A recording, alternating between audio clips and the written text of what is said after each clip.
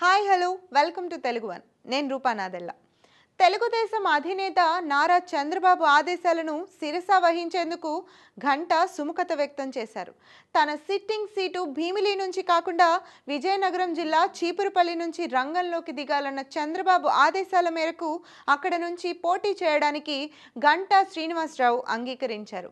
చీపురుపల్లిలో YCP అభ్యర్థిగా ఆ party senior నాయకుడు మంత్రి బొత్స రంగంలో ఉన్న సంగతి తెలిసిందే. గంటా శ్రీనివాసరావు అయితేనే బొత్సకు ధీటైన అభ్యర్థి అవుతారని భావించిన చంద్రబాబు అక్కడ పోటీకి రెడీ కావాల్సిందిగా గంటాను ఆదేశించారు. అయితే తొలుత చీపురుపల్లి నుంచి పోటీకి నిరాకరించిన గంటా శ్రీనివాసరావు భీమిలి నుంచే మరోసారి పోటీ చేస్తానని అధిష్టానాన్ని కోరారు. చీపురుపల్లిలో తన విజయావకాశాలపై కొంత సందేహం ఉండడంతో గంటా అందుకు నిరాకరించారని పార్టీ వర్గాలు చెప్తున్నాయి. అయితే చీపురుపల్లిలో విస్తృతంగా సర్వే చేయించిన చంద్రబాబు చీపురుపల్లిలో గంటా విజయం సునాయాసమని చెప్పి ఆయనను ఒప్పించినట్లు చెబుతున్నారు. సో చీపురుపల్లి నుంచి గంటా పోటీ ఖరారైన నేపథ్యంలో ఇక ఉత్తరాంధ్రలో అన్ని సీట్లకు అభ్యర్థుల ఎంపిక దాదాపు పూర్తయినట్లేనని పార్టీ వర్గాలు చెబుతున్నాయి.